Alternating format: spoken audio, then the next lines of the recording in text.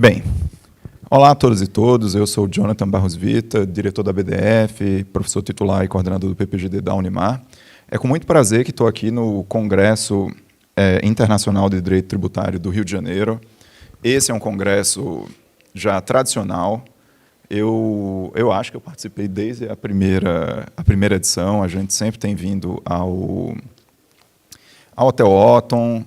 Tem sido um lugar muito agradável. A gente também, vários de nós, tanto da plateia como daqui da mesa, participaram do Congresso da IFA Mundial em 2017. E isso tem sido cada vez uma renovação desse marco da qualidade e dessa nova perspectiva em fazer um congresso. É um congresso que tem, antes de tudo, uma parte humana muito importante. Ontem eu dizia para o Felipe Renault, que está aqui na primeira fileira, né, que a gente está começando uma nova tradição em fazer congressos com interação com os patrocinadores, com os escritórios, tendo recepções institucionais daqueles que apoiam o congresso, fazendo um pouco desse mundo IFA dentro do Brasil, né? Isso aconteceu desde a primeira edição do Congresso Internacional de Direito Tributário do Rio de Janeiro, mas isso vem ganhando mais corpo. E próximo ano, com certeza, sem querer dar um spoiler, mas já mais ou menos dando, né, vamos, obviamente, ter o congresso, mas esse congresso vai ser aí muito mais internacionalizado, porque temos a IFA Latam, presidida pelo nosso Marcos Catão, que eu não vi lá fora, mas não sei se ele está aqui, em que vem para o Brasil junto com uma grande delegação dos colegas latino-americanos.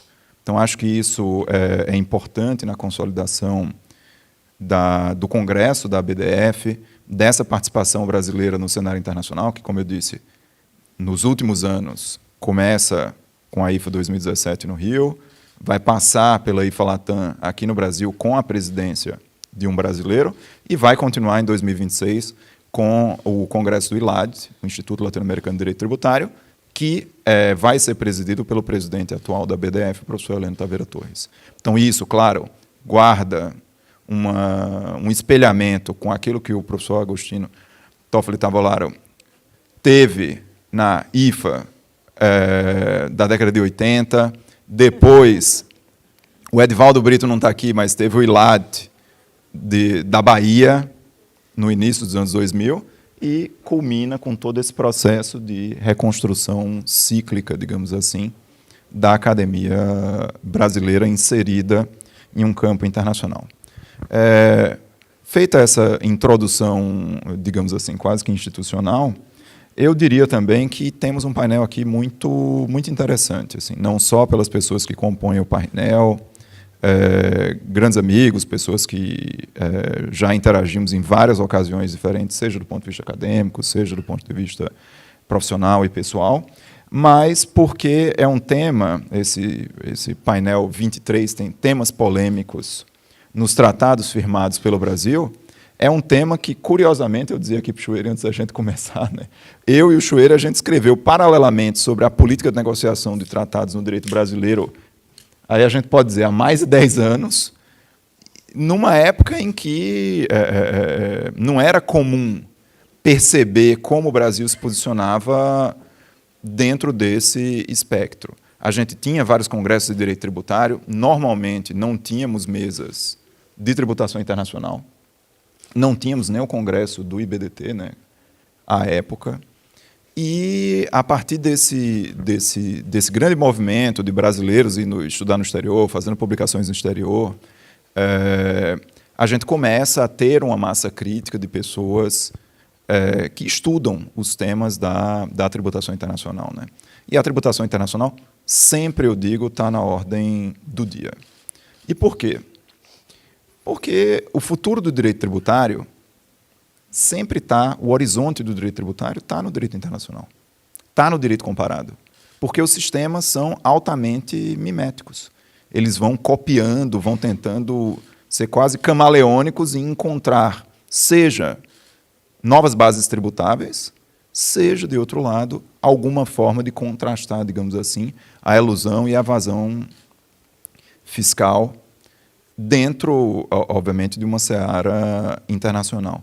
Então, os países têm se utilizado de mecanismos, seja do direito interno, seja dos tratados para evitar a dupla tributação, como forma de fato, atingir, digamos assim, evitar a erosão das bases tributáveis e, ao mesmo tempo, também encontrar, como eu disse, novas bases possíveis, né? A gente vê esse movimento muito forte com as DSTs, que foi uma tentativa de encontrar novas bases tributáveis, mas que o BEPS 2.0 agora tenta colocar um freio nisso. A gente tem uma grande mudança, seja no momento pós-BEPS, que vai ser tema aqui de uma das apresentações, seja em um momento a cada um dos relatórios, a cada uma das mudanças do modelo ou dos comentários do modelo OCDE, e a gente culmina tudo isso, no caso brasileiro, com agora uma grande mudança na legislação dos preços de transferência e uma tentativa clara de alinhamento mínimo na tributação do consumo e depois, em um segundo momento, na tributação da renda, com as reformas tributárias, tentando reinserir dentro dessa perspectiva o Brasil nesse contexto internacional. Eu vou tentar fazer comentários, obviamente, a cada uma das apresentações, mas queria, antes de tudo, apresentar já os nossos 4 palestrantes. Então, temos o professor Sérgio André Rocha, que é professor de Direito Tributário e Financeiro da UERJ, diretor e vice-presidente da ABDF, e livre-docente em Direito Financeiro pela USP. Temos também a Luciana Galhardo, que é mestre pela USP e sócia do Pinheiro Neto. Tem aí, enfim, vários outros títulos, mas eu vou tentar seguir o script do nosso folder, né, que fala que são 2 as qualificações principais. Temos a Verônica Mello, que é LLM International Tax pela King's College, e especialista em Direito Tributário, com foco no Direito Tributário Internacional, e o professor Luiz Eduardo Chueire, que é, enfim, conhecido de todos nós, professor titular da USP, e, enfim, tem uma diversidade de outros cargos aqui, que estão aqui na minha cola. É vice-presidente da Associação Comercial de São Paulo, vice-presidente da ABDF também, e autor de inúmeros livros e trabalhos acadêmicos. A gente sempre, eu digo brincando, né, Chueira, a gente se encontra mais fora do Brasil do que dentro do Brasil nos congressos, porque, de fato, tem uma perspectiva internacional muito grande em seu trabalho nessa inserção internacional acadêmica. Dito isso, eu passo a palavra, então, para o querido amigo Sérgio André Rocha, que vai falar sobre tributação da CFC brasileira e a política fiscal internacional. Tem a palavra pelo prazo de 15 minutos. Bom, caramba, quanta luz. Bom dia a todos e a todas. É uma alegria estar aqui. Obrigado, Jonathan. Especificamente nesse painel com tantos amigos e amigas. Para mim é uma alegria especial, né, sempre estar nesses eventos da BDF, ver esse salão cheio. É uma brincadeira, né, Chueire? Porque vocês devem ter percebido, né, que eu sou diretor vice-presidente, o Chueire é diretor vice-presidente, tem vários diretores vice-presidentes. Né, e as pessoas dizem, não, mas você não é o vice-presidente. Eu falo assim, não, somos vários. Né, isso aqui é um coletivo. Então, é um prazer sempre redobrado estar nos eventos da BDF. O tempo é curtíssimo, né, e o tema que me foi sugerido, tributação CFC brasileira e política fiscal internacional, eu acho que eu conseguiria ficar aqui com vocês até o fim do dia, facilmente, falando desse negócio. Né? Então, vou tentar ser o mais sucinto possível, começando pelo fim. Né? Então, política fiscal internacional. Né? O que é política fiscal internacional? Eu percebo que há muita confusão, né, quando se fala o que é política fiscal internacional. Quando a gente pensa nessa expressão, ela pode significar tanto, né, uma expressão tributária de um conjunto de intenções econômicas de um determinado país. Né? Então, o Brasil, enquanto Estado, procura alcançar A, B e C na esfera internacional e o direito tributário, né, a celebração de acordos, né, o posicionamento na OCDE, viram instrumentos para se alcançar esses objetivos políticos, econômicos, ou seja, o tributário, nesse aspecto, ele é instrumento. Né? Isso aconteceu muito quando iniciamos essa caminhada para entrar na OCDE, e as pessoas perguntavam, vale a pena entrar ou não? E eu dizia, mas isso não é tributário. Né? Essa não é uma decisão tributária, é uma decisão política com efeitos tributários. A gente tem que entender quais são as repercussões tributárias, mas isso é uma decisão política do Estado brasileiro. Por outro lado, eu acredito que a expressão política fiscal internacional ela também pode... E nessa primeira acepção, eu entendo que o Brasil não tem bem uma política fiscal internacional. Se a gente entender assim, o que o Brasil procura, como o Brasil quer se posicionar no mundo e como que utiliza intencionalmente a tributação para alcançar esses objetivos, me parece algo que nós não temos bem. A expressão política fiscal internacional também pode ser utilizada de uma outra perspectiva para se referir a uma série de comportamentos, interesses e posturas que o Brasil adota internacionalmente. E, nesse aspecto, eu venho dizendo já há alguns anos que o Brasil tem uma política fiscal muito marcada. Nós temos uma política fiscal de celebração de tratados, nós temos uma política fiscal em relação à tributação em bases universais, nós temos uma política fiscal de preço de transferência que vem passando por uma transformação, mas ela existia, né? Existia uma política anterior e existe uma política nova de preço de transferência, ou seja, não dá para dizer, e essa é uma expressão que é uma fala que eu ouço muito, o Brasil não tem política fiscal, então o Brasil tem política fiscal internacional. Nesse sentido, ou seja, há claramente posições que a gente sabe o que esperar do Estado brasileiro em relação a questões fundamentais da tributação internacional, como celebração de acordos, como tributação em bases universais, como preço de transferência. Então, esse é um primeiro esclarecimento importante. A política fiscal internacional ela também pode ser vista de uma perspectiva brasileira, como eu fiz agora, né, como o Brasil se posiciona, mas ela pode ser vista de uma perspectiva externa, né, quais são as induções, quais são, né, os posicionamentos que a esfera internacional está demandando, né, dos Estados nacionais nesse momento. Né? E aqui, eu vou chegar nesse ponto, há também uma relação muito clara entre o movimento que há na OCDE hoje no trabalho do Pilar 2 e o tema, né, da nossa fala hoje, que é tributação brasileira CFC. Então, esse é um primeiro aspecto que eu vou deixar numa caixinha. Né? Mas a primeira parte do tema que me foi proposto é tributação CFC brasileira. Né? Só isso daria para a gente ficar aqui muitas e muitas horas. Né? Eu não sou daqueles que diz que o Brasil não tem uma regra CFC.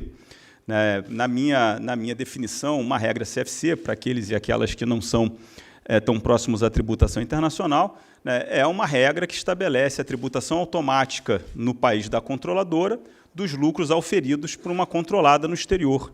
E você tem variações de regras CFC. Você pode ter uma regra CFC de inclusão total, como é a regra brasileira. Então, a regra brasileira estabelece a tributação no Brasil da integralidade dos lucros auferidos pela controlada no exterior, da mesma maneira que a gente pode ter regras CFC de inclusão parcial, como diversos modelos que a gente tem mundo afora, que tributam exclusivamente alguns tipos de rendimento, como rendimentos passivos, etc.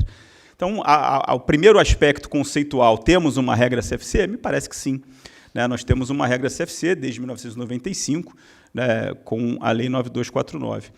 Quando vem a Lei 9249, depois essa discussão ficou mais acentuada a partir de 2001, com a MP 2158, surgiram basicamente 3 frentes de discussão dessa matéria no Brasil.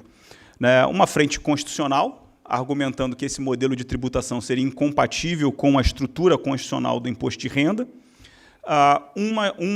um debate sobre a compatibilidade ou não dessas regras com tratados, né, celebrados pelo Brasil, e um terceiro fórum que se referia exatamente ao tema da política internacional, fiscal internacional, da política econômica internacional, que era essas regras brasileiras prejudicam o Brasil no ambiente econômico internacional? É uma boa política econômica, né, tributar automaticamente a controladora no Brasil em relação aos lucros auferidos pelas controladas no exterior?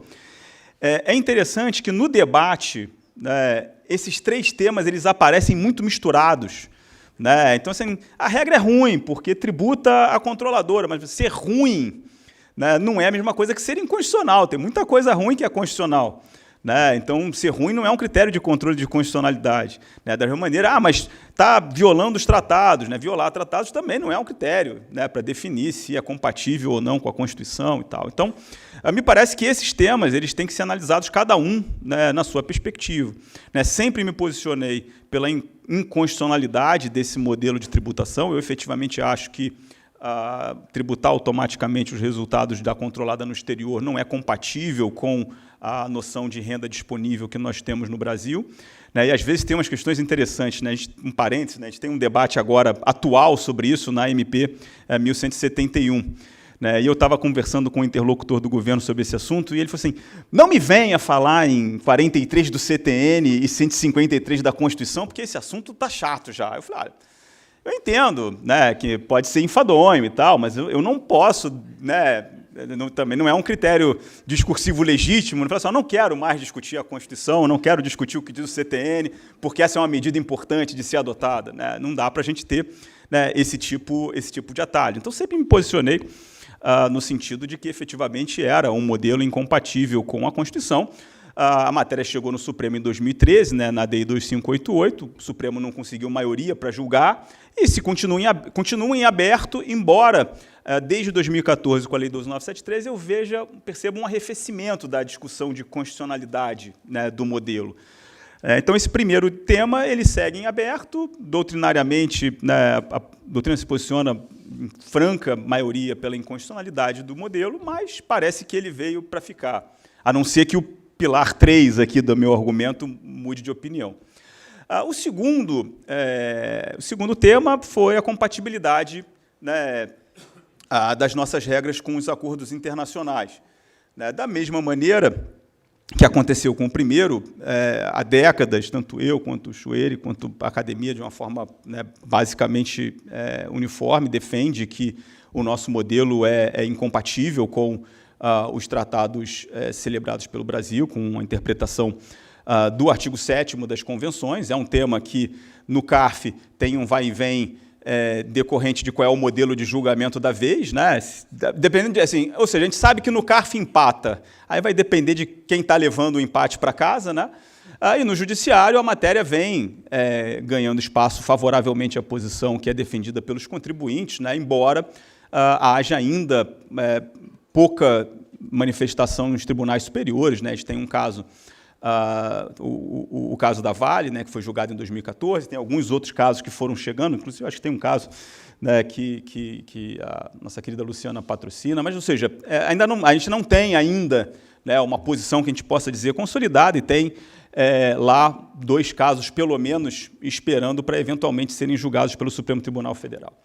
Mas aí eu vou levar o debate, nesses meus minutos finais, para o terceiro pilar, né? E aí a minha fala, de alguma maneira, se conecta com o início, que é a questão de política fiscal e regras CFC.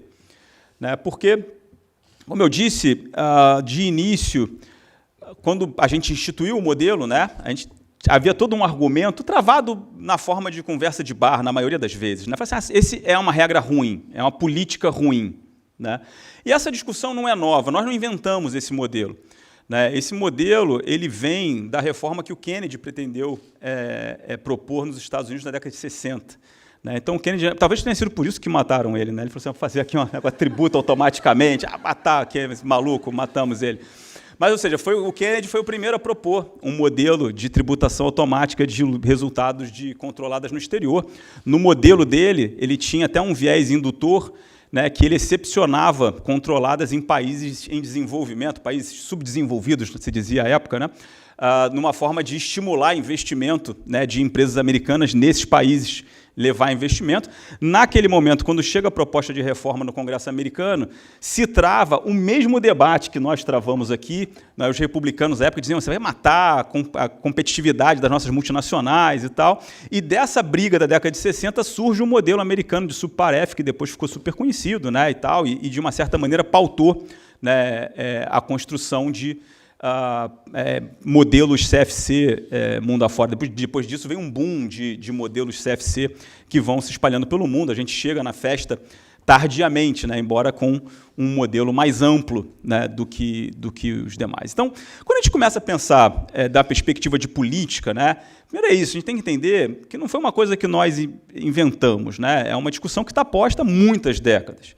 Né. Tem uma outra questão um outro evento assim, que gerou muito reflexo no debate sobre política fiscal no Brasil, que foi o julgamento, se eu não me engano, em 2006, do caso Cadbury-Schweppes, pelo Tribunal de Justiça Europeu, em que a gente tinha uma regra CFC inglesa, que pretendia tributar automaticamente os resultados, né, de uma controlada na Irlanda. E, naquele caso, se decidiu que esse tipo de tributação automática seria incompatível com as liberdades fundamentais da União Europeia. Mas, vejam, foi um caso decidido com base, né, Obrigado, estou de olho aqui. Com base nas regras da União Europeia, ou seja, é muito difícil transportar. E dali surge um vício de linguagem nosso, quer dizer que as nossas regras são regras de controle de planejamento tributário. Isso é um erro, né? A nossa regra de TBU, o nome diz, é tributação em bases universais. O que a gente tem é uma regra de competência tributária. Eu vejo diariamente, né, as pessoas escrevendo sobre não, é uma regra antielisível específica. Isso é uma bobagem. Isso não é uma regra antielisível específica, é uma regra que define a competência do Estado brasileiro para tributar determinados resultados. Se é uma regra compatível com a Constituição ou não, se é uma regra compatível com acordos ou não, é outra coisa. Mas isso não é uma regra de combate de planejamento. E isso vem muito, esse discurso de que isso é uma regra de combate de planejamento, vem de uma leitura equivocada, mal intencionada ou ignorante desse precedente, né, de 2006, né, porque lá eles decidiram que você só poderia ter uma regra dessa forma se fosse para combater o que eles chamavam de arranjos artificiais. Né, mas aquilo é da realidade da União Europeia, não tem nada a ver com a gente. Né, quando chega o nosso debate hoje, né, o que eu acho, e realmente temos aqui 1 minuto e 45, e quando eu falo quanto tempo a gente ainda perde mais tempo. Né? Então, vejam, qual é o cenário hoje? Né? Nesse flanco da política, a coisa nunca foi bem resolvida, né, porque nunca ficou muito claro por que a gente quer a regra. Até por faltar aquela perspectiva de política fiscal internacional que eu trouxe primeiro, que é de entender o que o país está buscando em termos de colocação no mundo e como que essa regra se ajusta, se adequa, é coerente, é congruente com isso ou não. Então, como a gente não sabe o que o Brasil quer ser no mundo, é difícil a gente avaliar, né, qual é a pertinência dessa regra. O debate da nossa lei atual, a 12973, em 2014, piorou, porque ali, a Receita Federal, ao engajar nesse debate, dava a entender que estava atrás só de manter uma certa arrecadação. E aí a gente perdeu de vez essa perspectiva do que está acontecendo. Quando a gente tem hoje todo o debate de Pilar 2, eu não sei se falou de Pilar 2 em algum momento aqui no Congresso, mas, ou seja, é uma iniciativa global de você ter uma tributação mínima global. O que vários comentadores estão trazendo hoje é que o Pilar 2 pode reforçar as CFCs. Né? E eu venho dizendo isso, né, já brincava com o pessoal da Receita Federal, né, que, de uma certa maneira, às vezes o mundo vai andando e certas posições que a Receita adotava e que a gente achava absolutamente, né, esquizofrênicas vão se confirmando assim como algo que não é tão esquizofrênico assim. Né? Então, talvez, né, e aí fica aqui talvez, esse movimento que a gente está vendo internacionalmente pode, na verdade, ser um impulso para a manutenção das nossas regras. Em 4 segundos, o que eu posso dizer é que nós saberemos isso muito em breve, porque no segundo semestre está prometido, né, iniciar o debate da reforma do imposto de renda e já está na mesa de que isso vai vir. Né? A implementação do Pilar 2 vem para a mesa junto com outros temas e aí a gente vai ter a oportunidade de debater o quanto faz sentido, né, a CFC, o nosso modelo CFC no mundo de 2023. Mais uma vez, muito obrigado pela atenção de vocês. É uma alegria estar aqui nesse painel e fico à disposição. Muito obrigado.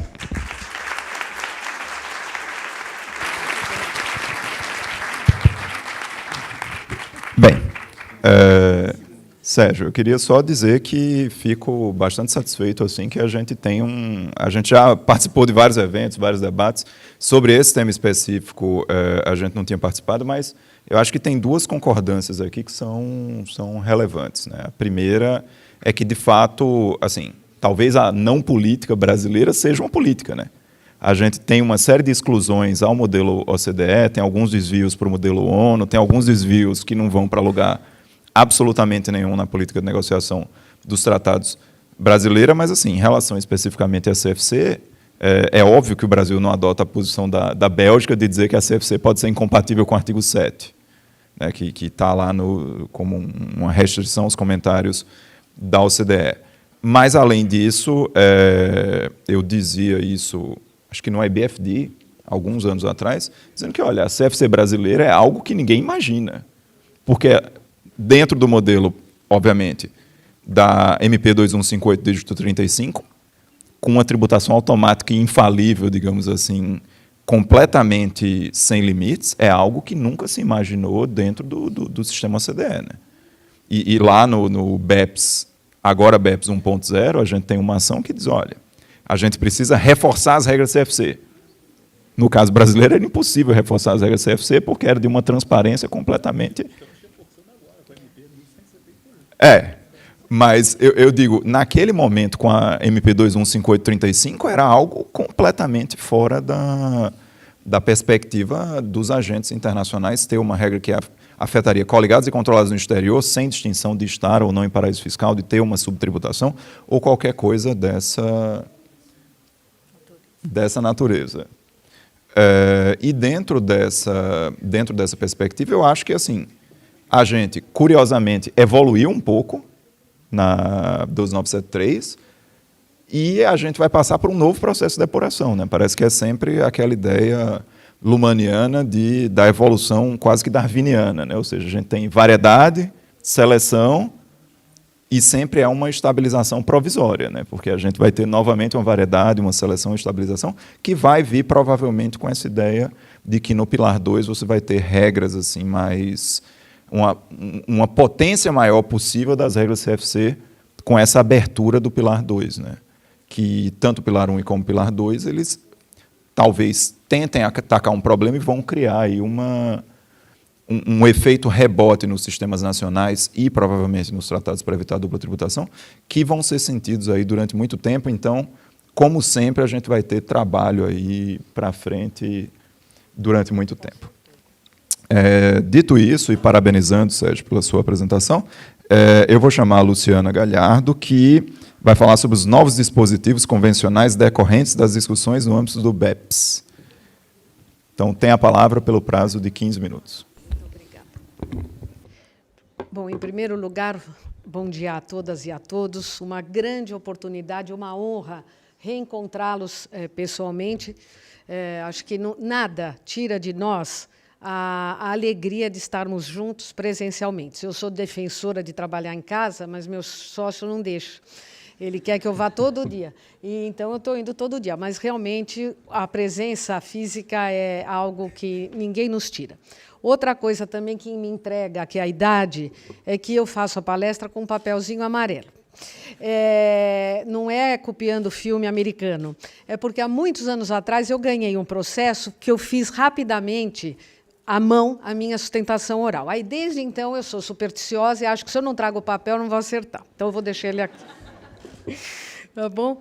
Então, é isso. Bom, em primeiro lugar, eu queria agradecer imensamente estar na presença do professor Chueri, professor Sérgio, Verônica, Jonathan. Eu sou a caloura do grupo e espero poder contribuir com algum assunto relevante. E, acima de tudo, a BDF, pelo ilustre convite e pela oportunidade de estar aqui falando sobre esse tema. Bom, para mim ficou o tema dos royalties, que, por incrível que pareça, é uma matéria extremamente antiga e que agora vai passar por uma mudança significativa. Acho que nós vamos fazer uma mudança de paradigma quando a gente nunca viu. Então, nós vamos analisar um pouquinho. Há duas grandes problemáticas em relação aos royalties. A primeira grande problemática é como eu devo tratar os royalties na nossa legislação brasileira no tocante à dedutibilidade dessas despesas. Então, nós vamos analisar rapidamente o que existe hoje e o que se pretende a partir do ano que vem. E, da mesma maneira, o royalty também sempre gerou uma grande problemática em relação às suas remessas ao exterior.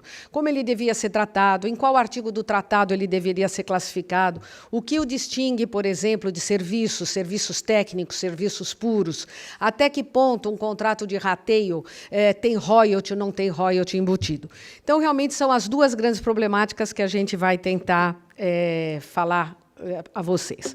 Bom, em primeiro lugar, nós temos uma legislação, digamos assim, extremamente ultrapassada, né? Só para vocês terem uma ideia, a legislação ela vem dos anos 50, onde existiu no Brasil uma enorme restrição a pagamento de tecnologia. O Brasil era um grande importador de tecnologia e, pelo visto, não conseguiu ser, com algumas exceções, um formador de tecnologia.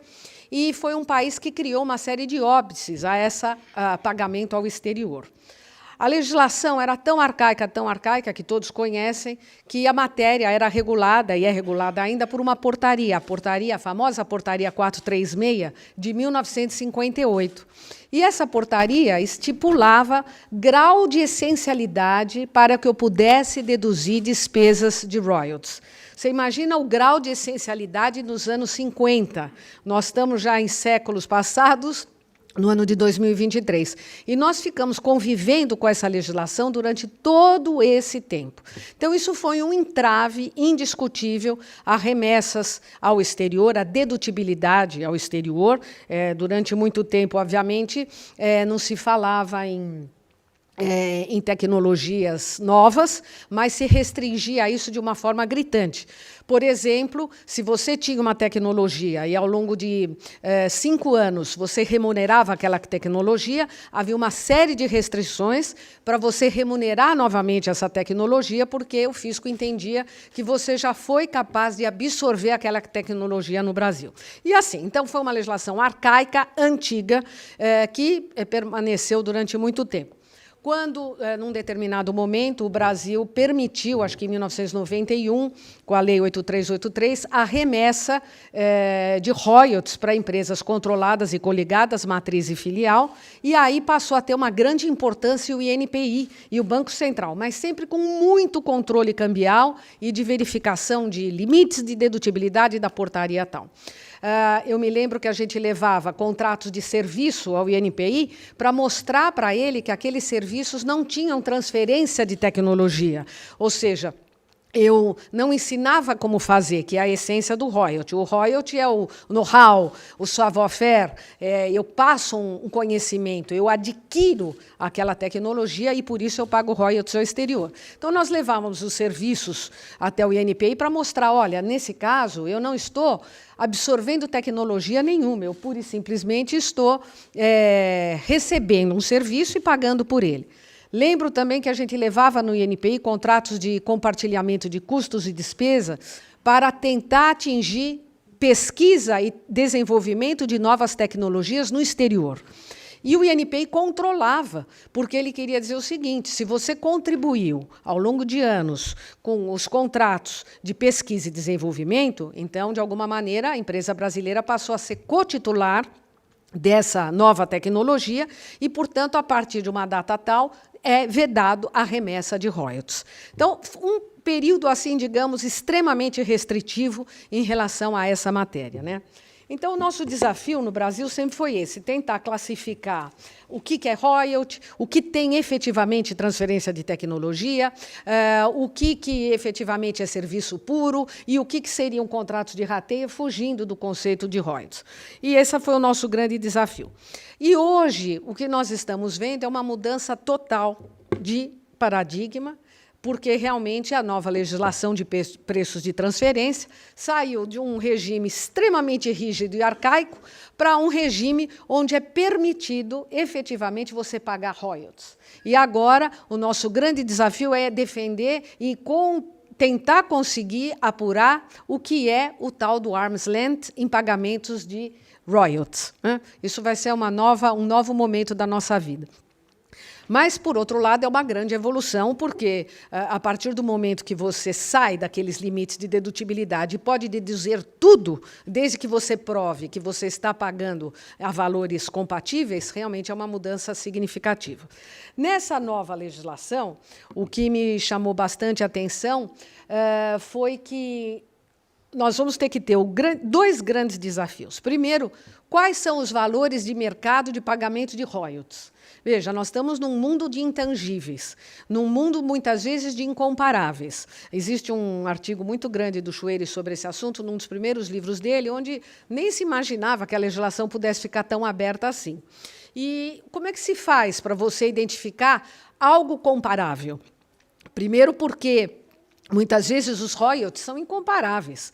É difícil você mensurar, você não sabe se tem garantia, eu não sei se isso é público, se não é. Como é que eu vou conseguir demonstrar para o fisco que, de fato, eu estou em condições de mercado? Vai haver uma batalha grande aí. Eu sempre dou como exemplo que, nas nossas operações de ágio, entre compra e venda de empresas, nós fazíamos as operações a valor de mercado, totalmente arm's length. Pedíamos um laudo para uma empresa de auditoria e o fisco nunca aceitou o laudo, nunca aceitou o valor de mercado e sempre questionou. Então, nós vamos entrar para uma seara de provar valores regionais, geográficos, exclusividade, garantia. Será que eu tenho que trazer o royalty a valor presente? Tenho que descontar a receita líquida?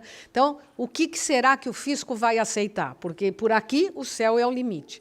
E a grande novidade também dessa legislação, no meu ponto de vista, foi ele ter trazido a busca pela não dupla tributação.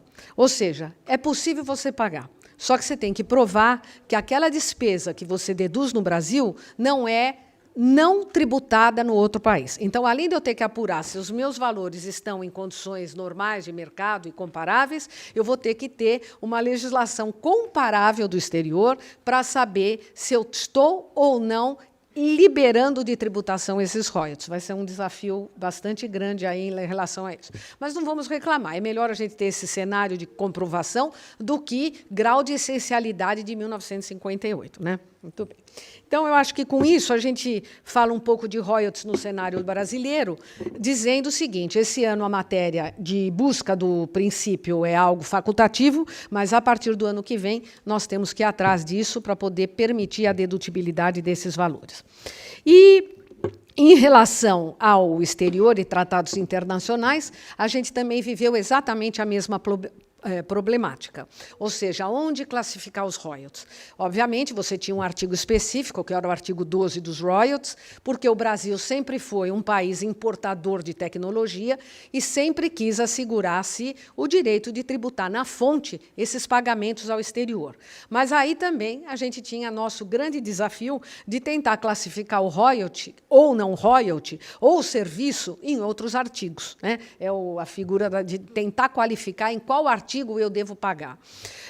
E não posso deixar de contar, obviamente, que todos já sabem, mas a primeira vez que surgiu uma discussão dessa, que foi um caso da Renault, que na época nós éramos advogados da Renault, somos até hoje, mas a Renault vinha no Brasil naquele grande apogeu, como outras grandes montadoras, de montar uma fábrica aqui no país. E, na época, ela tinha uma série de serviços técnicos. A Renault francesa queria trazer para a empresa brasileira. Na verdade, a grande função era fazer a fábrica. Ela tinha um know-how de fábrica, um know-how de logística, um know-how de conhecimento. Só que ela não queria ensinar para ninguém. Ela queria vir, usar seu conhecimento técnico e prestar o serviço e receber por aquele serviço. E nós tivemos a grande alegria na época, isso em 1997, de ter uma decisão favorável, onde ficou muito claro que, quando eu remetia serviços técnicos, ainda que técnicos, para o exterior, mas que não tinham transferência de tecnologia, onde eu não ensinava como fazer, eles não poderiam ser tratados como serviços, como royalties, perdão, mas sim, eles deveriam ser tratados como serviços, na sua essência, puros, sem transferência de tecnologia, e, portanto, eles deveriam ir para outro artigo do tratado, que era o artigo 7º. Então, foi a primeira vez que a gente conseguiu fazer remessas ao exterior sem a retenção do imposto de renda na fonte. Não durou muito, né, a festa, porque o fisco, obviamente, percebeu, e aí mudou, através de atos declaratórios que vieram depois, dando a entender que não, que qualquer serviço ou deveria classificar em outros rendimentos não expressamente mencionados, ou se apressou em colocar que serviços deveriam ser classificados como royalties pelo protocolo e assim sucessivamente. Mas aquela interpretação que foi forte foi justamente essa, de diferenciar serviços, ainda que técnicos, de royalties, que envolviam transferência de tecnologia, e fugir e evitar, por isso, a tributação na fonte. Depois dessa posição contrária do fisco, nós começamos a ir para o judiciário. E, realmente, uma resistência enorme, mas, com o tempo, começamos a ganhar a matéria de remessas ao exterior, e surgiu a famosa expressão hybrid mechanism, o tal do hibridismo que o ministro Mauro Campbell trouxe. Ou seja, ele já se preocupava se, de alguma maneira, aquele valor remetido ao exterior, sem tributação na fonte, também não seria tributado lá fora. A preocupação era, o tratado é para evitar a dupla tributação. O tratado não serve para evitar tributação nenhuma.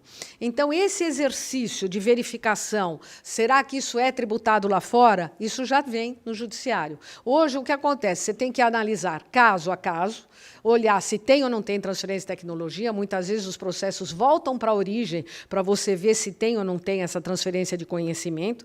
A partir daí, se não estiver em nenhum dispositivo específico, dividendo, royalties, juros, aí sim você tem a oportunidade de tratar como lucro das empresas, desde que se demonstre que isso não está livre de tributação no exterior. Então, em resumo, acho que falei tudo aqui dos meus papezinhos amarelos, dentro do tempo.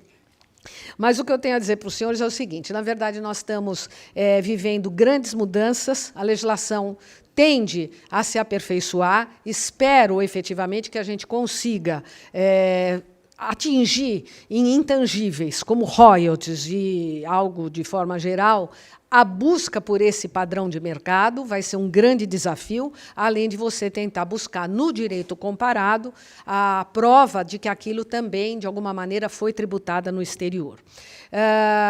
E, por fim, eu não posso deixar de falar rapidamente que nós também teremos uma mudança nos contratos de compartilhamento de custos e despesas. Nós acreditamos que, embora sejam serviços não cobráveis e fora do comércio de pouco valor agregado, como é a lei os trata, não necessariamente eu teria que adicionar o tal do markup em serviços dessa natureza. Há uma exigência de adição de até 5%, mas se, por alguma maneira, entendermos que esse não é a finalidade da empresa, ganhar dinheiro com contratos dessa natureza. Não há porquê, ao eu não adicionar uma margem, eu tornar esses contratos e conseguir, após a nova lei, mudar a natureza jurídica. Quando eu trato de reembolsos, eu trato de reembolsos e eu não estou falando de renda ou acréscimo patrimonial. Isso valeria tanto só para imposto de renda como para contribuição social, mas não para os demais impostos. Era só um spoiler, né, para as pessoas lembrarem de rateio de despesa. Agradeço a atenção, muito obrigada, e um prazer estar aqui com vocês pessoalmente.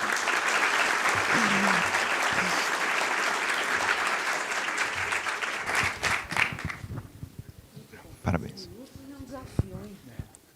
Mas, se bem que a Luciana chegou aqui falando, né, 15 minutos é um desafio, mas eu diria que, veja, você falava do passado e falava que os royalties, enfim, tinham uma limitação estrutural de dedutibilidade em qualquer situação, sem aplicação dos preços de transferência na importação de tecnologia. E isso sempre me faz pensar na digitalização da sociedade e da economia. A gente, historicamente, de fato, royalty não era algo super relevante, e depois passa-se a ter uma intangibilidade de vários bens tangíveis. Por exemplo, todo mundo aqui está com seu smartphone, está com seu celular, e o que é mais relevante? O que é que agrega mais valor dentro dessa cadeia de geração de valor? É o intangível ou é meramente o produto? E tem uma mudança grande dentro dessa perspectiva. A gente vê uma crise de vários institutos que se pautam eminentemente na tangibilidade. Eu sempre digo, brincando, que, historicamente, muita gente daqui da plateia não vai nem lembrar disso, outros talvez lembrem, que a tributação do CD-ROM no direito aduaneiro, CD-ROM, que é uma coisa que eu acho que já ninguém mais sabe. Tem muita gente aqui que não sabe o que é. E no direito aduaneiro não se tributava o valor do software, mas apenas o valor da mídia. Então, vejam que coisa completamente descolada dessa realidade atual em que o intangível começa a ganhar valor dentro do tangível. Isso é óbvio que também está conectado com todo o problema que a gente vive da reforma tributária, da tributação do consumo, porque hoje essa dissociação entre serviço, mercadoria tem sido cada vez mais difícil, e isso afeta também, Luciano, o tempo. Eu sempre digo brincando, 10, 15 minutos na internet é muito tempo. E a gente está presencialmente aqui, mas está sendo transmitido para toda uma grande plateia que está no Brasil e no exterior. Então, aquelas palestras que a gente gostava de passar 1 hora falando, 2 horas falando, dar aulas de 5 horas, 6 horas, o Sérgio disse aqui, vamos passar aqui até o fim da tarde, até hoje à noite, falando sobre CFC, ou então sobre royalties aqui. Isso tem cada dia ficado mais difícil, né? A gente pensa em vídeos, por exemplo, do TikTok, que dizem que a atenção, você tem de prender a atenção nos primeiros 3 segundos. E aqui a gente está falando de 15 minutos. Então, o tempo foge a gente. A tecnologia faz com que a sociedade mude e que o valor seja localizado em outros meios que a gente não percebia antes. Então, eu acho que essa mudança da percepção dos royalties é fundamental justamente para inserir o Brasil dentro de um contexto internacional de uma tributação adequada, seja dos contratos de compartilhamento de custos, sejam dos contratos que envolvem transferência de tecnologia direta ou indireta, que pressupõe uma tributação adequada, que vai ser feita sendo em partes vinculadas pelos preços de transferência, sendo em partes não vinculadas, com uma grande dificuldade de encontrar os comparáveis para os preços de transferência. Dito isso, então eu vou passar, e parabenizando novamente pela apresentação, vou passar a palavra para a Verônica Mello, que vai falar sobre os novos dispositivos convencionais decorrentes das discussões no âmbito do BEPS. Não, mas... não, se bem que, Verônica, antes de você começar, tem lá no programa, né, a assessora de marketing da gente, ela fala, não, olha, professor, por favor, sempre títulos curtos, sempre 2, 3 palavras, nunca faça post grande, é cheio de regra. Mas, muitas vezes, a gente, para passar a mensagem que a gente quer, a gente precisa de um título que seja específico o suficiente para que a gente faça a palestra adequada. Então, tem a palavra por 15 minutos e boa sorte.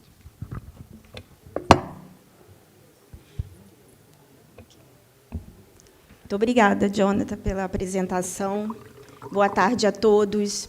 É um prazer imenso estar aqui hoje. Eu gostaria de agradecer o convite da ABDF de compor esse ilustríssimo painel, na pessoa do presidente, do professor Heleno Torres, agradecer ao comitê organizador por esse congresso de 2023, que já é um absoluto sucesso, como sempre, e dizer que, bom, coube a mim hoje tratar dos novos dispositivos convencionais decorrentes das discussões no âmbito do BEPS, e como tema central do nosso painel são os tratados celebrados pelo Brasil, eu trouxe aqui no nosso primeiro slide a rede de tratados brasileira, que é uma rede relativamente pequena, se comparada com outros países. Atualmente, são 36 tratados em vigor. Os tratados em destaque no slide são aqueles que foram assinados ou emendados pelo Brasil de 2014 para cá, ou seja, já nesse contexto pós-BEPS.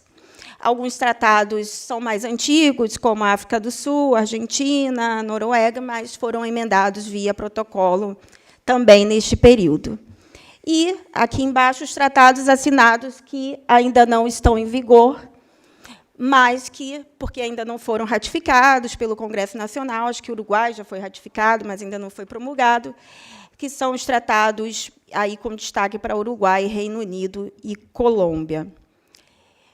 Mas, antes de falar efetivamente das alterações promovidas nos tratados assinados pelo Brasil, eu preciso falar um pouquinho do instrumento multilateral, o Multilateral Instrument, o MLI, que eu vou chamar aqui de MLI, porque foi a solução encontrada pela OCDE para efetivamente implementar as diretrizes do BEPS nos tratados para evitar a bitributação.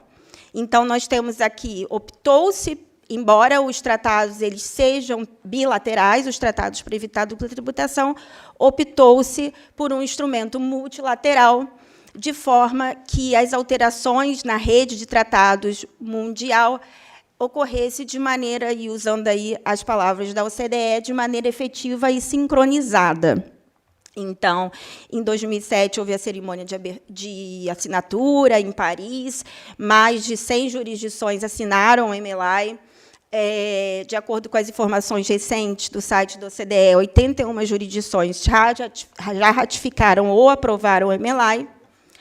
Mas o Brasil, como nós sabemos, o Brasil não é membro da OCDE, está em vias de, está no processo de se tornar membro, mas participou ativamente das discussões do projeto BEPS, como membro do G20, participou do comitê ad hoc, mas optou por não alterar os tratados, por não assinar o MLI. Nós falamos aqui, estávamos falando de política fiscal dos tratados, o Brasil adotou essa postura sob a justificativa de que a ratificação de um instrumento multilateral pelo Congresso Nacional levaria muito tempo, levaria anos para que todos os tratados fossem alterados, e, por isso, o Brasil optou por manter sua tradição e negociar os tratados bilateralmente.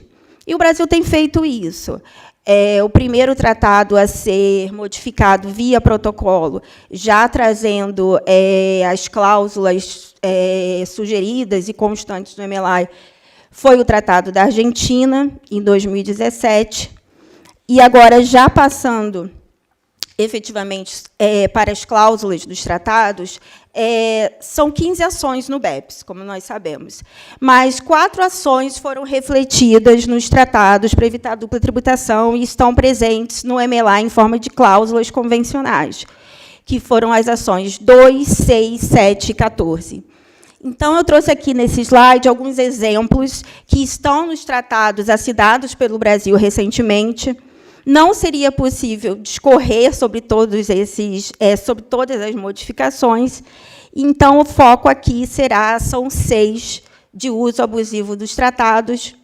E aí, parafraseando o saudoso professor Alberto Xavier, que dizia que o artigo 7 era o coração dos tratados, se o BEPS tivesse um coração, no meu entendimento, seria a ação 6, pelo menos no que diz respeito aos tratados para evitar a dupla tributação, porque justamente é a ação que visa impedir ou prevenir o uso abusivo dos tratados. E aí, veja bem, é o uso abusivo dos tratados, não é treaty shopping, porque o treaty shopping não necessariamente a gente costuma associar o treaty shopping de uma maneira negativa, mas o treaty shopping não necessariamente estabelece um uso abusivo dos tratados internacionais. Então, um contribuinte que opta por constituir uma empresa num país que tenha tratado com o Brasil, que se reveste de substância econômica e que também objetiva se beneficiar das disposições convencionais, não seria treaty shopping abusivo, no meu entendimento, seria plenamente legítimo. Mas, tratando da ação número 6, ela foi refletida no MLI por 2 cláusulas, que são as cláusulas de Principal Purpose Test, a cláusula de PPT, e a cláusula de Limitation of Benefits, o LOB. E, primeiramente, é importante destacar que essas cláusulas não surgiram com o BEPS. A cláusula de LOB ela remonta à Convenção Modelo dos Estados Unidos na década de 80, e depois da forma que nós conhecemos hoje na década de 90. Os Estados Unidos, que também não assinaram o MLI, por motivos diversos, do Brasil, até no painel de terça-feira de temas internacionais, foi falado um pouquinho sobre essa rivalidade do ponto de vista fiscal dos Estados Unidos com a Europa. Os Estados Unidos também não assinaram o MLI, mas o MLI traz essa cláusula de LOB, e a cláusula de PPT ela também já existia em tratados norte-americanos, em tratados assinados pelo Reino Unido, numa era pré-BEPS. Então, elas não são necessariamente uma novidade que surgiu com o projeto BEPS. Bom, falando um pouquinho da norma de PPT, como o nome já sugere, ela tem o objetivo de verificar qual foi o principal propósito de determinada transação. É uma cláusula ampla, como semelhante a uma HA, é como se fosse a cláusula, a norma antilesiva dos tratados. Sei que isso é um pouco polêmico, mas é como se fosse mais ou menos isso. E a cláusula dispõe que o benefício da convenção não será concedido se for razoável concluir, considerando todos os fatos e circunstâncias relevantes, que a obtenção desse benefício foi um dos principais objetivos da transação. Então, veja que a cláusula utiliza o termo razoável, que é um termo vago, um termo amplo, que não tem definição no tratado. Em alguns países, como, por exemplo, o Brasil, não tem definição na legislação doméstica, mas, então, é por isso que o PPT é essa cláusula mais ampla. Mas o MLI também traz aos países contratantes a possibilidade de optar por uma cláusula simplificada, com critérios mais objetivos, que é exatamente a cláusula de Limitation on Benefits, a cláusula de LOB. A cláusula de LOB, ela traz um primeiro teste, um primeiro requisito para que um residente de determinado Estado contratante tenha direito a um benefício previsto em tratado. E esse teste é o teste da pessoa qualificada. Então, existem os critérios objetivos. Se, dentro daqueles critérios, o residente for considerado uma pessoa qualificada, ele teria direito ao benefício do tratado. Um teste alternativo ao critério da pessoa qualificada é o teste do Active Conduct of a Trade or Business, que é o teste da atividade comercial de substância. Essa expressão, por exemplo, está no protocolo do Tratado Brasil-Argentina. Então, basicamente, nos tratados mais recentes assinados pelo Brasil, aplica-se a cláusula LOB, há critérios objetivos, por exemplo, percentual mínimo de participação, entre outros critérios ali elencados, e, esgotados esses testes, há também uma certa discricionariedade por parte da autoridade fiscal, que se dá por meio da cláusula de PPT. Em alguns tratados, ela vem no primeiro parágrafo do artigo 27 ou artigo 28, em alguns ela vem no último, mas é importante destacar, então, que não é uma cláusula que uma exclui a outra. Né? Nos tratados assinados pelo Brasil, há as duas cláusulas. E aí, em vez de ficar aqui discorrendo sobre todos os critérios objetivos da cláusula de LOB, eu trouxe um caso hipotético, que é um caso envolvendo a tributação dos dividendos, aí na toada da expectativa de uma reforma tributária do imposto sobre a renda no próximo semestre, e quando a tributação dos dividendos fica sempre em destaque. E, nesse meu exemplo hipotético, nós temos uma empresa em Luxemburgo, uma holding em Luxemburgo, que é detida em 100% pela matriz no Reino Unido. E, aqui no nosso exemplo hipotético, o Tratado Brasil-Reino Unido, ele já está em vigor, já seguiu todo o trâmite e está em vigor. E uma coisa curiosa em relação aos dividendos, que, uma vez tributados, os tratados mais recentes assinados pelo Brasil, eles têm uma alíquota de R-fonte sobre as remessas de dividendos menor em relação aos tratados mais tradicionais, vamos assim dizer, que nós estamos mais acostumados e que, tradicionalmente, são utilizados para investimento direto no país. Então, por exemplo, o Tratado Brasil-Reino Unido, se atingindo um critério ali de 365 dias de participação, a alíquota é de 10%, enquanto o Luxemburgo, a alíquota é de 15%. Então, diante desse cenário, o grupo decide promover uma reorganização societária de forma que o investimento direto do Brasil passa a ser feito diretamente pela matriz no Reino Unido. E o único objetivo dessa organização societária, dessa reorganização, seria se beneficiar das disposições do Tratado Brasil-Reino Unido, que seriam mais benéficas que o tratado com Luxemburgo. E aí, a gente passando pelos critérios da cláusula de LOB, que no Tratado Brasil-Reino Unido ela aparece antes da cláusula de PPT, Essa empresa matriz, se ela não for uma empresa listada em bolsa, por exemplo, que não é uma sociedade listada em bolsa, que é um dos critérios para que a empresa seja uma pessoa qualificada. Então, ela já não atendeu esse requisito, pelo parágrafo 1º da cláusula, ela não teria direito ao benefício da convenção. E aí, passando para outro critério, se ela é uma holding company, que aí também tem essa questão da holding company, mas, na verdade, ela é uma holding company, mas também tem um pouco de operação. Ela também é operacional e tem participação em outras empresas. Então, esse seria um segundo teste. Um outro teste seria um teste que a autoridade fiscal olharia a natureza do rendimento e o contribuinte teria teria o ônus da prova de comprovar que, de fato, o único propósito não foi se beneficiar do tratado.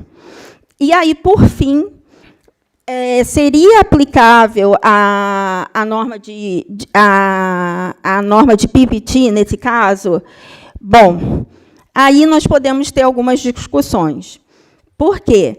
Porque nós sabemos que o Reino Unido é um país que tem expressivos investimentos no Brasil, não diretamente, justamente pela razão de não ter tratado. Então, eu falava do thrift shopping, eu sempre brinco que no Brasil a gente tem poucas opções para o shopping, né? Porque a nossa rede de tratados é limitada. E o que acontece é que nós podemos ter a situação em que um grupo econômico que já tenha feito investimento direto no Brasil, diretamente do Reino Unido, pode se beneficiar nos tratados, mas um grupo econômico que estava aqui no Brasil há mais tempo e reestruturou o seu grupo de forma que o investimento direto fosse através de Luxemburgo, e aqui eu estou sempre falando com substância econômica, não estou falando de uso abusivo de tratados. Esse grupo, teoricamente, não poderia se beneficiar do Tratado Brasil-Reino Unido. Então, essa é a questão que se põe.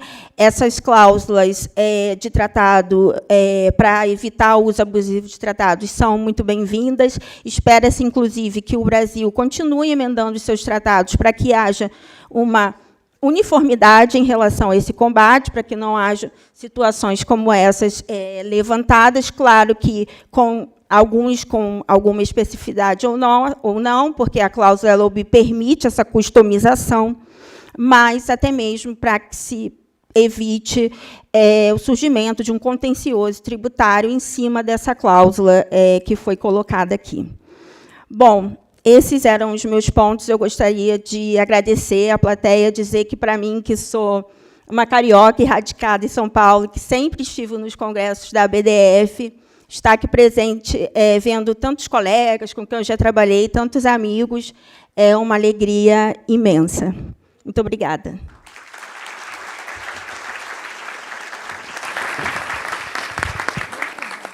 Parabéns, Verônica. Acho que, enfim, essa análise sobre os novos dispositivos convencionais é bastante importante, porque muita gente viu o BEPS lá atrás, e as 15 ações do BEPS, e tinha dificuldades em compreender que ações dialogavam com o quê. Porque você tem um foco no direito interno de algumas, outras nos comentários ao modelo CDE, outras no próprio, alterações ao próprio modelo, ou cada uma dessas peças concomitantemente. E, com a existência do MLI, e que o Brasil não adota o MLI, ninguém entende, talvez até hoje, por que o Brasil não adotou o MLI. A Receita Federal deu explicações a respeito do assunto, mas que não foram explicações tão satisfatórias. Dentro dessa perspectiva, o que acontece na prática é o que, de fato, o BEPS 1.0 trouxe para o Brasil. E esse panorama dessas novas convenções brasileiras ratificadas, ou da mudança das convenções antigas, é que vai permitir entender, assim como você apresentou, a operacionalização dessas novas cláusulas. Acho que a gente tem um movimento de tentativa de coibir o abuso dos tratados em matéria, o uso abusivo dos tratados em matéria tributária, o abuso dos tratados, apesar de talvez não ter uma pragmática tão grande no Brasil disso, né? Então, a gente, no BEPS 1.0, eu sempre dizia que Hybrid Mismatch Agreements não é um tema que a gente está tão afeito no Brasil. A gente tem o JCP, a gente tem uma série de instrumentos, mas assim, não é. As finanças brasileiras, dentro dessa perspectiva tributária, não são tão sofisticadas, talvez porque a gente tem uma liberdade, seja cambial, seja dos instrumentos de crédito, mais restritiva. A gente não tem uma tributação dos dividendos para o Brasil e isso faz com que as empresas acabem se reorganizando de uma maneira diferente do que ocorre no exterior. Então, falar em abuso de tratado e estudar o abuso de tratado, talvez no direito brasileiro, seja algo difícil porque a gente não tem tantos exemplos pragmáticos. E trazer situações em que isso faria sentido, eu acho que é um grande ponto que você trouxe. Além disso, eu vou dizer, aquele mapinha lá, aquelas bandeirinhas, umas mais em negrito e outras não, aquele trabalho foi muito bem feito, porque realmente dá a representação visual que é muito mais fácil de aprender. A gente falava, né, Luciano, do tempo. Aqui a gente vive, na realidade, também essa questão do impacto visual que essas coisas trazem e fazem a gente aprender rapidamente um conceito que é um conceito relativamente difícil. Então, parabenizando novamente, eu vou passar a palavra para o professor Luiz Eduardo Chueire, que irá falar sobre os tratados firmados pelo Brasil e as novas regras de preços de transferência. Tem a palavra por 15 minutos. Eu quero, nesses 900 segundos que eu tenho, eu não posso deixar de, pelo menos, estou em casa, não cabe agradecer muito a BDF, mas se eu vejo aqui um cara como o Brigagão, que é presidente emérito, né, vejo o Catão, tantos amigos aqui, cumprimentar cada um de vocês, mas permitam-me, eu quero cumprimentar Agostinho Tavolaro. Agostinho Tavolaro, eu queria que você olhasse para trás e visse quanta gente interessada em direito tributário internacional. E fico lembrando você e Antônio Carlos, os pioneiros.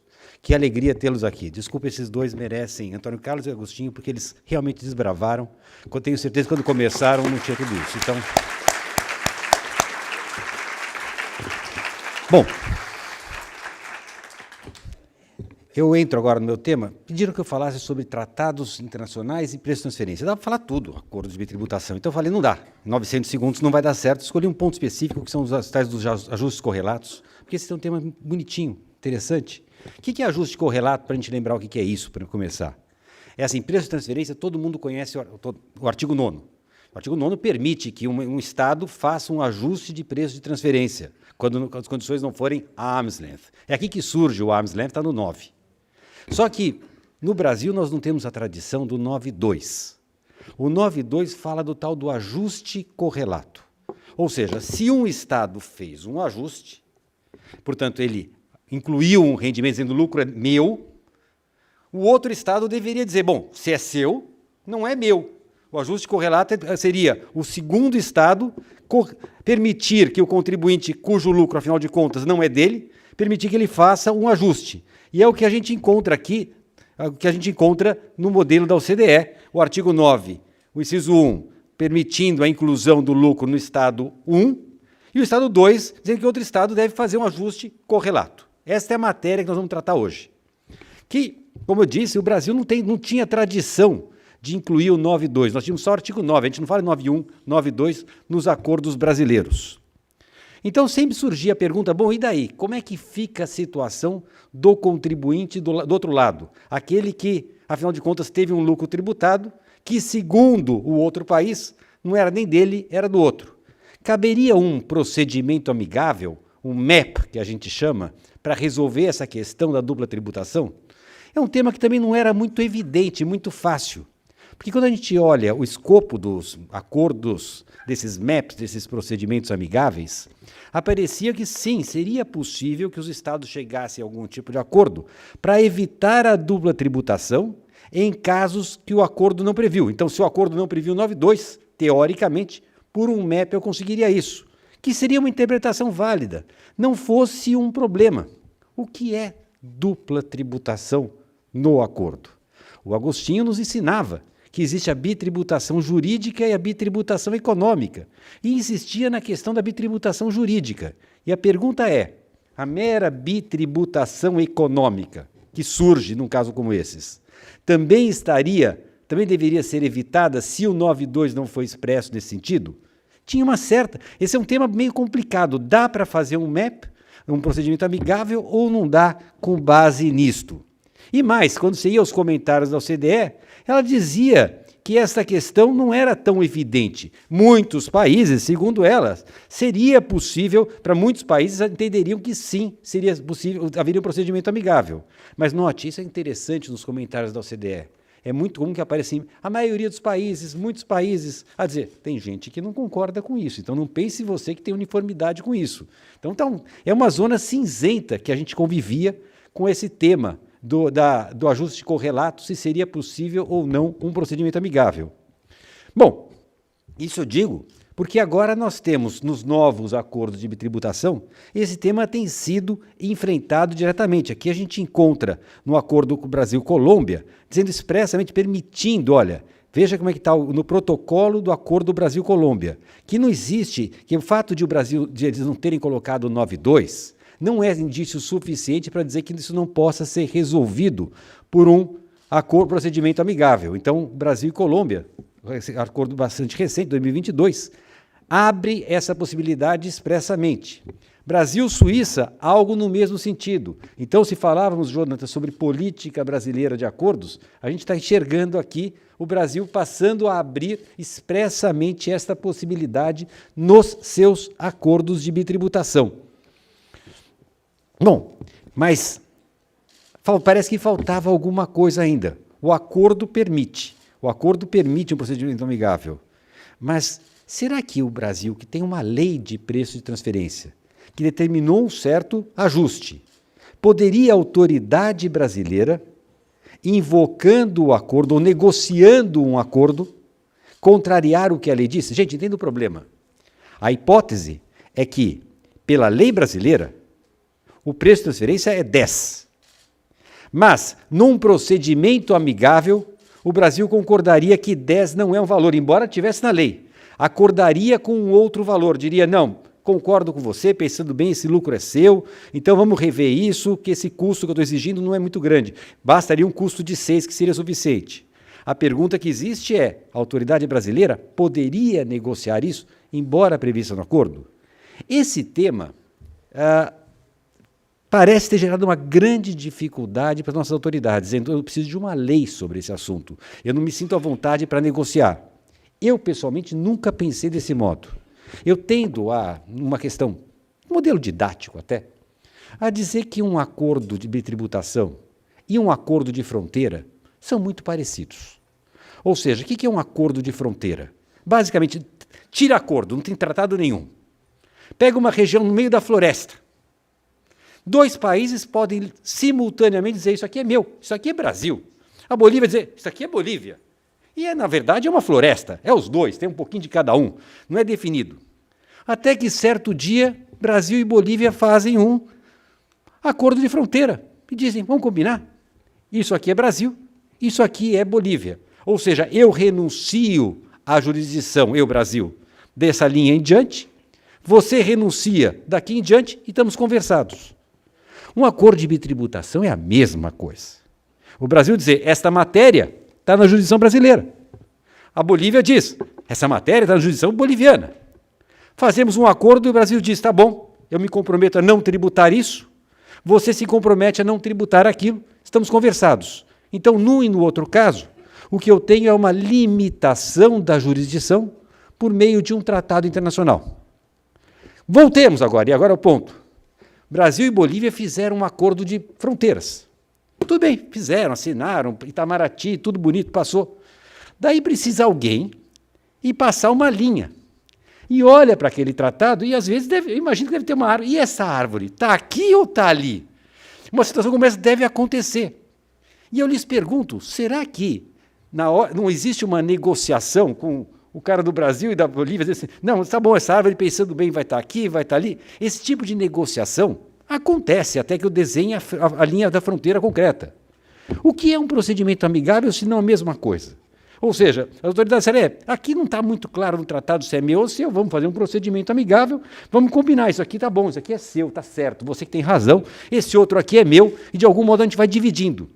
Do meu ponto de vista, quando a autoridade brasileira negocia um procedimento amigável, ela faz exatamente o mesmo que aquele que foi para o campo desenhar a linha da fronteira.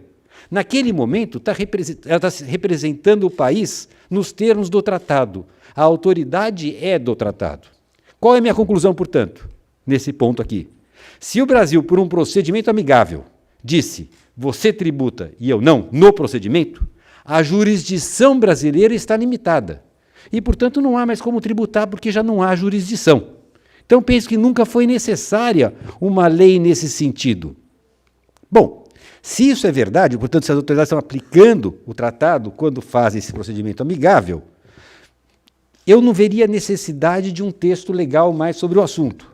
Mas aí vem o ponto, que é a notícia que eu tenho que dar para vocês. Se não era necessário, agora demos um passo novo, e talvez seja esse o foco nosso. Hoje, o artigo 18 da Lei 14.596, que é a Lei de Transferência, está expressamente prevendo que, se a regra é que não se fazem ajustes para redução de lucro, tem duas exceções. A primeira exceção que aparece aqui é ajuste compensatório. O que é ajuste compensatório? Vou explicar para vocês, uma questão de linguagem.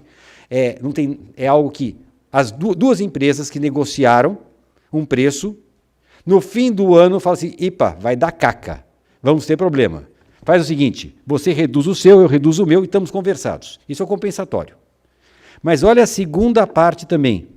A lei está expressamente autorizando um ajuste para redução, no caso de resultados acordados em mecanismos de solução de disputas. Ou seja, agora lege habemus. Agora a Receita tem autorização legal, não precisava, mas tem autorização legal para promover o ajuste correlato. Eu acho que essa é a grande novidade. Já temos acordos e temos agora a lei autorizando o ajuste correlato. Bom, terminado isso, eu queria talvez tratar desse tópico específico, que é o acordo Brasil-Reino Unido, porque ele tem uma redação um pouco curiosa, ou pelo menos pode ter uma redação curiosa. O acordo Brasil-Reino Unido traz essa grande novidade. Em vez de pôr no protocolo, como vimos no caso da Colômbia, pôs o 9.2. Nós estamos com o 9.2 no acordo Brasil-Colômbia. Agora, quando você pega a redação dele, ele põe uma obrigação do ajuste correlato. Pelo menos a redação dele é realizará. Então, se o Reino Unido fizer um ajuste, o Brasil realizará o ajuste correlato. Essa é uma questão básica. Mas daí ele continua, realizará em conformidade com o procedimento amigável. É quase como assim, dá com uma mão e tira com a outra. Por que eu digo isso? Porque o procedimento amigável não pressupõe a obrigação a se chegar num acordo. Então, quando eu leio esse dispositivo eu gostaria de ler para dizer que eu usarei o caminho do procedimento amigável, mas aquela ideia do procedimento amigável que o Brasil tem, que é o endeavor, de fazer maiores esforços, desapareceria, já que teria o realizará. No entanto, porque como disse, aqui o procedimento amigável fala do endeavor, que é envidar esforços. Daria esta dúvida, realizará ou deve ser somente tem os maiores esforços? Eu gostaria de ser otimista e dizer realizará, mas apenas para esclarecer para vocês que esse otimismo meu desaparece lendo o acordo Brasil-Reino Unido, porque no protocolo é aquilo que a gente faz na última hora. Na última hora alguém percebeu onde o Brasil estava entrando e ficou muito claro aqui que o ajuste somente será realizado se o outro Estado concordar, tanto em princípio quanto em relação ao montante. Portanto, não fiquem tão felizes, existe a possibilidade de um ajuste correlato, sim, mas não há qualquer segurança de que ele vai acontecer, porque é necessária essa concordância, esse é o nosso cenário que nós estamos aqui. Bom, continuando no acordo Brasil-Reino Unido, com esse 9.2, Outra coisa que eu chamaria atenção aqui é a diferenciação, então, entre um dispositivo e outro, o 92, e o acordo Brasil-Reino Unido, já que no acordo Brasil-Reino Unido, eu tenho, em qualquer caso, eu tenho que ter procedimento amigável. É dizer, não é possível ajuste correlato sem procedimento amigável. A OCDE não tinha esse caminho tão amplo. Ela dizia que, se necessário, se faz o procedimento amigável. Então, se tivéssemos adotado o 9.2 no seu modelo inicial, eu poderia já contar mais que o correlato viesse. Aqui não tem nenhuma automaticidade, é uma diferença que nós temos no modelo, no acordo brasileiro. Bom, continuando, então, esta questão do procedimento amigável, na verdade, a OCDE, embora a redação não remeta ao procedimento amigável como algo necessário, quando você pega os comentários da OCDE parecem dar razão à posição brasileira. Porque nos comentários da OCDE, embora aparecesse no texto que não seria necessário, os comentários colocam que, se um país quiser, pode fazer isso, caberia fazer isso sim. Então, isso vem, essa posição da OCDE, tanto nos comentários quanto nas guidelines de preço de transferência. Eu tenho 43 segundos. Só descontar da Polônia.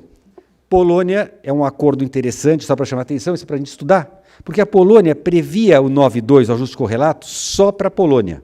O Brasil não tinha ajuste correlato no acordo Brasil-Polônia.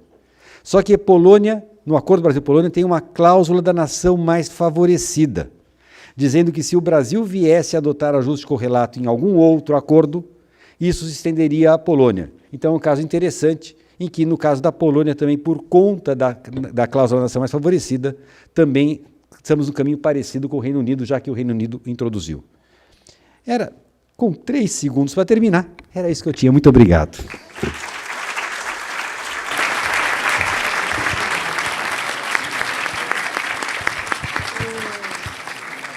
Bem, parabéns, Schwerer, pela apresentação. Realmente, assim, foi no último segundo, mas ninguém teve tensão porque sabia que ia acabar. Eu acho que a mesa, de fato, todo mundo cumpriu o seu tempo, isso ajuda bastante no prosseguimento dos trabalhos, mas eu queria, obviamente, dentro do meu papel de moderador, de chair do painel, fazer alguns comentários. Enfim, sempre... O Schwerer sabe disso, vocês sabem disso. Eu sempre fui um crítico da inexistência de ajustes correlatos na legislação de preço de transferência brasileira e, principalmente, na questão convencional. Parece que o problema, no final, Schwerer, você está falando do começo, que o Brasil não tem, parece que, uma política de negociação de tratados dentro dessa perspectiva, né? Porque tentar usar, nos 2 primeiros casos, pela janela, que é o protocolo, que é aquele negócio que deixou para a última hora, e vamos tentar aqui inserir uma forma de resolver e criar os ajustes correlativos, me parece assim, problemático. Segundo, que dizer que sempre eles serão condicionados a um MAP. E, no caso brasileiro, a gente sabe que os MAPs não têm sido tão... Assim, no mundo todo, enfim, o Brigagão está aqui, que agora é a primeira vez que eu estou falando e o Brigagão está aqui na sala. Lembra, quando a gente estava em Madrid, na IFA 2016, que se discutia já lá em vários dos painéis a questão e faziam ali quantos MAPs tinham sido feitos no mundo. Isso veio também na IFA Brasil. E assim, você vê que os números são ínfimos. Aí, naquela época, existia toda uma expectativa, né? A gente está falando já de 6 anos atrás, pelo menos. Existia uma expectativa de que não, agora, com a arbitragem, tudo vai ser resolvido. E parece que nada foi resolvido. E fica, inclusive, a dúvida, Schwerer. No caso brasileiro, a gente não tem nenhum tratado que traga lá o parágrafo que traz a cláusula de arbitragem, né? Então, é o MAP puro, e se o Brasil depois decidir trazer a cláusula de arbitragem dentro do MAP, isso vai permitir ajustes correlativos através da arbitragem tributária? Essa é uma pergunta que fica aqui para um futuro talvez incerto. Mas eu acho que confiar no MAP é um problema que aflige todo mundo que lida com a tributação internacional. Mas eu acho que, pelo menos, assim, ter uma previsão de que é possível fazer algum ajuste correlativo talvez seja um bom caminho. Agora, isso aí, eu só espero que, já que a gente está falando de preço de transferência, não acabe sendo como a mudança das margens, né? Que a gente tinha uma previsão de mudança de margem na 9430, tinha uma portaria do Ministério da Fazenda, a portaria 222, e nunca ninguém pediu e ninguém conseguiu autorizar, obviamente porque ninguém pediu, autorização para que se mudassem as margens fixas que tinha no PRL. Acho que chegaram. Não sei se chegaram a pedir. Mas pediam para abrir todos os dados. Aí muita gente acabou não querendo fazer e não tinha essa transparência inteira dentro desse contexto. Então, espero que a gente tenha um futuro com ajustes correlativos, né, se isso que é possível confiar no MEP, mas isso, com certeza, vai dar muito trabalho para todo mundo, e a gente vive sempre aquela tônica. Eu dizia ontem à noite com o Gustavo, com a Daniela Brigagão no carro, né, que a gente tem de viver como o príncipe de Lampedusa, do Gatopardo. O Leopardo, que, enfim, tem o filme, tem o romance, que é para que tudo muda para permanecer do jeito que está, né? Então, a gente vive essa sempre mudança constante para que a gente continue permanecer como está, todo mundo continuando com trabalho e temas para escrever e congressos para frequentar e debater o direito tributário e também conviver com tanta gente interessante. Você vai para os eventos, vai para os jantares, vai para o coffee break, e sempre você tem uma discussão nova, uma pessoa que vai trazer algum ponto interessante, e essa interação humana sempre é fundamental. O Paulo Aires Barreto não está aqui, mas o Aires Fernandino Barreto tinha uma frase célebre, né, que ele dizia que o problema do Congresso é o próprio, né, são as palestras e tal, porque a parte extra-palestra é que é a parte boa, que vale mais a pena, que é onde as pessoas, enfim, se encontram, e os encontros provocam sempre resultados inesperados, né? Seja do ponto de vista acadêmico, seja do ponto de vista profissional, e, em alguns casos, até do ponto de vista pessoal, né? Então, dito isso, queria perguntar se algum dos palestrantes tem mais algum comentário a fazer. Eu não recebi nenhuma mensagem do público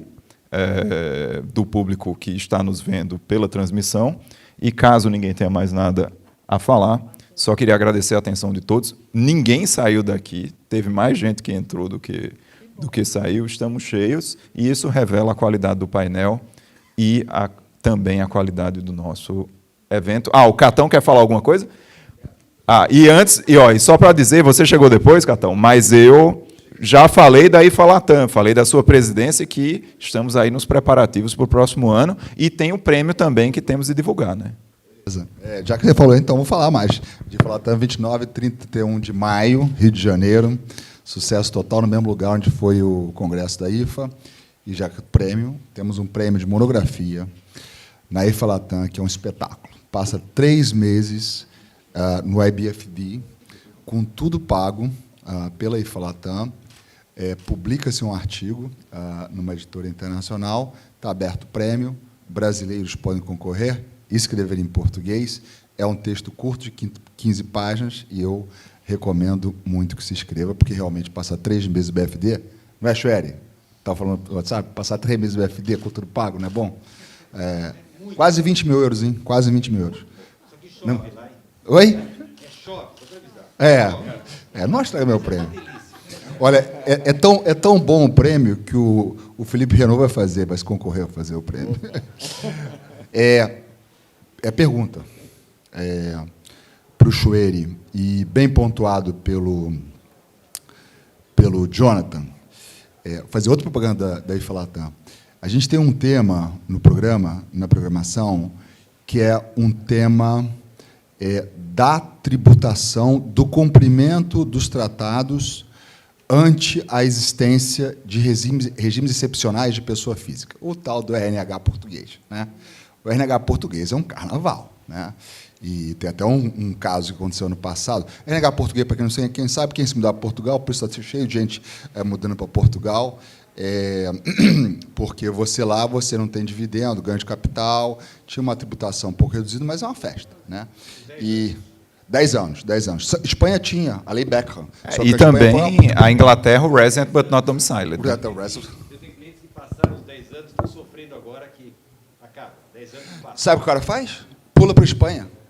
Na Espanha tem um negócio, o cara pula para a Espanha e Portugal, para Espanha e Portugal, Espanha e Portugal. Estou falando sério, tem uns amigos lá que tem... Vai morar em Extrema e depois só atravessar a fronteira. Boa. Não, mas o Jonathan apontou uma coisa interessante. Né? Tem pouquíssimos maps no mundo, ainda mais de brasileiro. Né? E vemos e convenhamos, isso não tem solução. É aquela coisa, qual é a solução quando um tribunal de um país dá uma decisão e o outro dá? Chora. Entendeu? Há pouco tempo teve uma decisão, naquele caso da Eagle Jaruá, teve uma decisão no CARF aqui, na mesma semana teve uma decisão do Tribunal de Justiça do Superior Tribunal de Justiça da Catalunha. Se os dois dissessem coisas diferentes, é a mesma empresa. Né? Então, mas MAP. Você botou isso, era assim, eu achei uma história do outro mundo. Né? E aí depois você falou que aconteceu o seguinte, quando a Noruega revogou o tratado com Portugal, né, para dizer o seguinte, os velhinhos daqui estão correndo para aí, pô. Peraí, eu quero continuar recebendo imposto de pensão. Está no Financial Times. A Noruega revogou o tratado com Portugal e a Suécia vai fazer o mesmo. Falou, chega. Porra, os caras trabalharam a vida inteira aqui. E agora pica mula para lá porque pensão não é tributado, porque os antigos tratados com Portugal, partindo da premissa que Portugal era um país pobre, então deixava tributar em Portugal. Portugal tentou fazer MAP com a Noruega. Que MAP, malandro? Você vou revogar teu tratado. Ô, Chueri, esse caso aqui do... Eu não sabia, uma pergunta. Esse tipo de dispositivo que diz que não pode ajustar preço de transferência porque tem que ter MAP antes, é fortíssimo. Em última instância, não é? O cara não pode fiscalizar. Concorda? Na verdade, não é que não pode fazer ajuste. É o ajuste correlato. Então, vamos lá. Você faz o ajuste se você quiser, o 91. O outro Estado não está obrigado a fazer o ajuste correlato, que é diminuir, não aumentar. Vamos lá. Se você tributa, eu não estou obrigado a diminuir sem um MAP. Então, se eu não tivesse esse dispositivo brasileiro, o Brasil poderia, em princípio, diminuir mesmo sem MAP. Fala assim, puxa, Noruega, você fez bem, eu vou reduzir. Agora o Brasil diz, Noruega, você fez, e eu não vou reduzir, a menos que a gente chegue num acordo via MAP, que você me convença disto. Não, tudo bem, é o correlato, mas você pode fazer arbitragem, então. Você pode carregar um pouco para seria parte, muito tá fora, acabou o problema. É o que o Jonathan falou. Hoje, no Brasil, e eu vou pôr agora a palavra minha, lamentavelmente, não temos arbitragem. Então, o procedimento amigável brasileiro... Só para explicar para o pessoal que não mexe muito com isso, o procedimento amigável, como a gente viu, é envidar os maiores esforços. Há algum tempo, a OCDE incluiu no seu modelo um término, dizendo, envide os esforços. Mas, se num período de 2 anos os esforços não forem suficientes, parte para a arbitragem, que é obrigatória. O Brasil nunca incluiu nos seus acordos a arbitragem. Então, a política brasileira de acordos ainda é envidar os maiores esforços e pronto. Eu pus o lamentavelmente porque eu sou favorável à arbitragem como solução do procedimento amigável.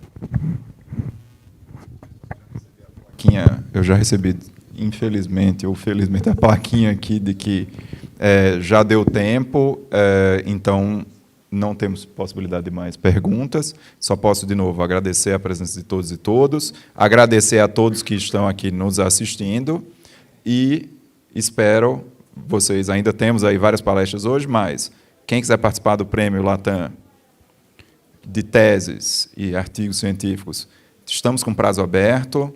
E também quem comecem a se preparar para 29, 30 e 31 de maio de 2024, para, na prática, a gente se encontrar aqui com toda a comunidade latino-americana, presidida pelo nosso querido Catão.